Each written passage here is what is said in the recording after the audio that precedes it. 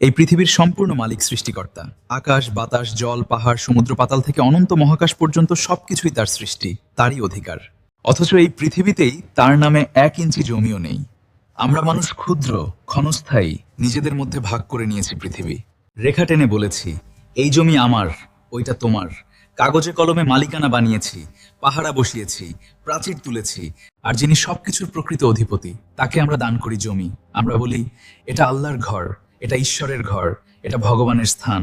মসজিদ বানাই, মন্দির গড়ি, প্যাগোডা, গির্জা তৈরি করি, যেন অসীম সত্তাকে কয়েক হাত জমির ভেতর আবদ্ধ করা যায়। সৃষ্টিকর্তা যিনি স্থান ও কালের ঊর্ধ্বে, তাকে আমরা স্থানে সীমাবদ্ধ করি। যিনি কারো দানে সমৃদ্ধ নন, তাকেই আমরা দানশীল সেজে দান করি। এই দান কি তার জন্য নাকি আমাদের নিজেদের জন্য?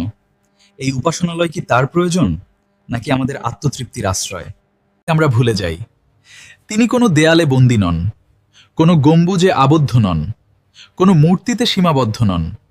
তিনি আছেন বাতাসের নিঃশ্বাসে, অন্যায়ের বিরুদ্ধে নীরব প্রতিবাদে, ক্ষুধার্তের মুখে একমুঠো খাবারে, মানুষের প্রতি মানুষের দায়িত্ববোধে।